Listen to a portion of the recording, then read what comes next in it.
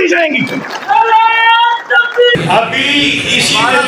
شرکون هو اللہ الخالق البارئ المصور له الاسماء الحسنى یسبح له ما فی السماوات والارض وهو العزیز الحکیم. صدق اللہ العظیم.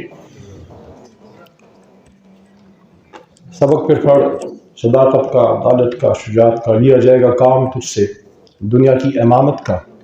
وَإِذْ قَالَ رَبُّكَ لِلْمَلَائِكَةِ إِنِّي جَاعِلٌ فِي الْأَرْضِ خلیفہ. ہمیں اللہ نے خلیفہ بنایا ہے زمین پہ.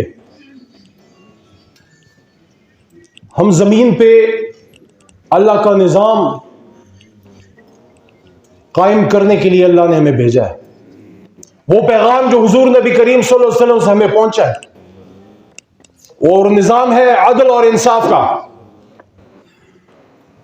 اگر آپ اس کائنات پہ نظر ڈالیں تو سوائے انسان کے اور اس کے اعمال کے، سورج، چاند، ستارے، درخت، پانی، پرندے، جانور، چرند پرند، سارے ایک نیچرل جسٹس پہ چلتے ہیں. جنگل کا بھی ایک قانون ہوتا ہے. یہ انسان ہے جس نے انسانیت کو جنگل کا بازار بنا دیا ہے. میرے دوستو، ہمیں اس بات پہ فخر ہے کہ ہمارا تعلق اس کمیونٹی سے ہے جس نے یہ ملک بنایا. جس وجہ سے میں وکالت میں آیا، میں سائنس کا اسٹوڈنٹ تھا، انجینئر تھا، سائنس کی تعلیم تھی. وہ ایک وجہ تھی کہ مجھے ایسا لگا 27 سال کی عمر میں کہ جب میں انجینئرنگ کر رہا تھا، فیلڈ میں تھا، مجھے ایسے لگا کہ ملک کے لیے روڈ اور برج بنانا ضروری ہے. I was a civil engineer. لیکن جو ظلم ہے، جو کرپشن ہے، جب تک اس کا راستہ نہیں روکا جاتا، یہ ملک ٹھیک نہیں ہو سکتا. دوستو، میں اللہ کا احسان مانتا ہوں کہ 27 یا 28 سال کی عمر میں یہ خیال میرے ذہن میں آیا، اور پھر یہ سوچا کہ دو راستے ہیں. یا تو طاقت کے زور سے بزور شمشیر آپ نے ٹھیک کرنا ہے، یا پھر قلم اٹھا کے قائد اعظم کی طرح حق کی راہ میں نکلنا ہے. پوری پاکستانی قوم کو اس میں فخر ہونا چاہیے کہ اللہ نے جس کام پہ قسم اٹھائی ہے، حضور صلی اللہ علیہ وسلم نے جن لوگوں سے محبت کا اظہار کیا ہے، اس ملک کو بنانے والا اس پیشے سے تعلق رکھتا ہے. کیونکہ اللہ ہمیں جو اللہ کی ان کی ایک سنت ہمارے پاس پہنچی، وہ کیا ہے کہ القاسم حبیب اللہ محنتی اللہ کا دوست ہے. یہاں لائرز موجود ہیں، اکثریت موجود ہے. وکیل یا کوئی زمیندار، کوئی کسان، اگر آپ نے اللہ پہ توکل دیکھنا ہو تو آپ کسی وکیل یا کسان کو دیکھیں. کسان جو رات کو 2 یا 3 بجے اٹھ کے پانی لگاتا ہے کھیت کو، بیج بوتا ہے، اور اس کے بعد وہ اللہ کے توکل چھوڑ دیتا ہے کہ اللہ تعالیٰ اس کو اگائے گا. اور وکیل جب گھر سے نکلتا ہے کچہری میں، سردار کھوسا صاحب بیٹھے ہیں، اسٹیج تک پہنچنے میں بڑا وقت لگتا ہے. آپ کو کچہری میں وکلاء کے بیچ میں بیٹھ کے اس ایک موکل کا انتظار کرنا پڑتا ہے اس کی درخواست لکھ کے ضمانت کی آپ اپنی کیریئر کی ابتدا کرتے ہیں. تو دوستو، محمد علی جناح نے یہ ملک بنایا، قلم کی طاقت سے بنایا، اور دنیا کو یہ میسج دیا کہ ہم نے ایک ایسا ملک بنانا ہے جس میں انصاف ہوگا. ورنہ نماز ہم متحدہ ہندوستان میں پڑھ رہے تھے، روٹی ہمیں روزی مل رہی تھی، ہم کوئی ایسا نہیں تھا کہ ہمارے بدن سے کوئی کپڑا کھینچ رہا تھا، لیکن ہم اپنی من مرضی کے مطابق اللہ کے حکم سے نظام مملکت، امور سلطنت نہیں چلا سکتے تھے. اور یہاں وہ بات آتی ہے کہ وَإِذْ قَالَ رَبُّكَ لِلْمَلَائِكَةِ إِنِّي جَاعِلٌ فِي الْأَرْضِ خلیفہ. خلیفہ غلام نہیں ہوگا. اللہ اور اس کے رسول کے ماننے والے انگریز کے غلام یا امریکہ کے غلام نہیں ہو سکتے. یہ وہ میسج ہے جو عمران خان نے دیا کہ ایبسولوٹلی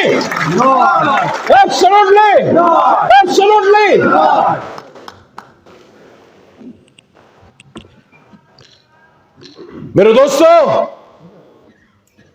اگر ہم مسلمان ہیں، ہماری ذمہ داری ہے کہ اپنے ہاتھ کے نیچے جتنے بھی ہمارے ہاتھ کا مال ہے وہاں انصاف قائم کرے. اور بحیثیت مسلمان اگر میں پاکستان کا صدر ہوں, وزیر اعظم یا کوئی اور بڑا ہوتا ہو, میرے سے نہ صرف پاکستان بلکہ اقوام عالم کے مسلمان کا پوچھا جائے گا, کیونکہ صرف ہم نے ایک خطہ زمین حاصل نہیں کیا تھا, یہ ایک سوچ تھی.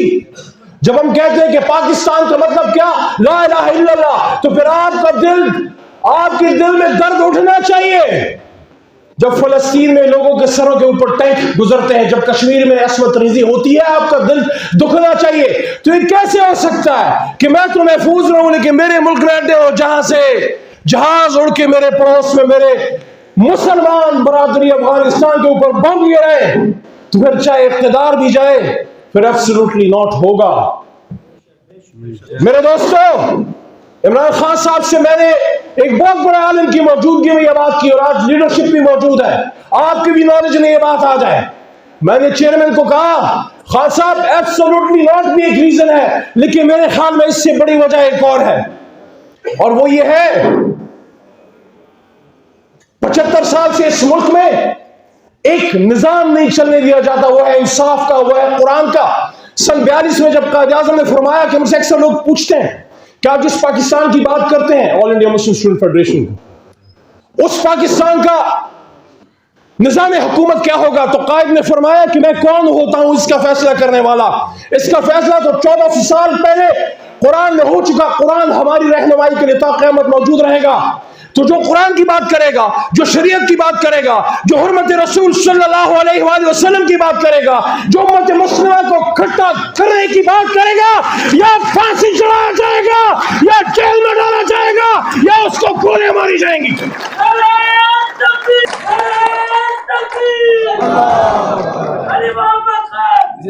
میرے دوستو, بات طویل ہو رہی ہے, میں اس کو مختصر کرتا ہوں. خان کو میں نے کہا کہ خان صاحب, جس نظریے سے اس ملک کو روکا گیا ہے, آپ نے دشمن کی کچھار میں گھس کے امریکہ میں جا کے جب حرمت کی جنگ لڑی, اور جب آپ نے دوسری عالمی کانفرنس جو ہم نے کی تھی, اس میں آپ کو یاد ہوگا خان نے ایک بات کی تھی تمام عالم اسلام کے لیڈر سے کہ آؤ ہم ایک مسلم بلاک بنائیں جو مسلمانوں کے حقوق کا تحفظ کرے, جو فلسطین میں اسرائیل کے خلاف, یا کشمیر کے حقوق کا, یا اقوام عالم میں مظلوم مسلمان کا حق اس کا پوچھے.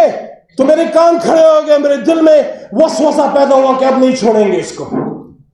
لیکن انشاءاللہ we all stand strong with Imran Khan for Pakistan according to the vision of محمد علی جناح. دیکھو اس ملک میں ابھی ہمارے ایک چھوٹے بھائی نے بات کی, خوبصورت بات ہے. اس ملک میں ان کے بچوں نے بھی رہنا ہے جو ان کے اشاروں پہ ناچتے ہیں. اگر ایک نظام نہیں دو گے نا انصاف کا, یہ نظام موجودہ تمہارے بچوں کا گوشت نوچ کے کھائے گا. کسی کے سر کی عزت محفوظ نہیں, کسی کی خاتون بچی کی عزت محفوظ نہیں.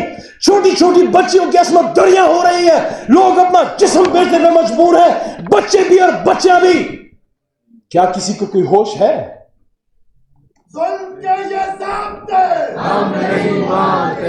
یہ کیسا انصاف کا نظام ہے, یہ کیسا اسلام پہ مبنی ملک ہے کہ جب 70 سال سے ظلم ہوتا رہا کچھ نہ ہوا, لیکن جب ایک شخص اٹھا اور اس نے اس نظام کو چیلنج کیا تو ان سب نے مل کے اس کو پکڑ کے گولیاں مار کے جیل میں ڈال دیا.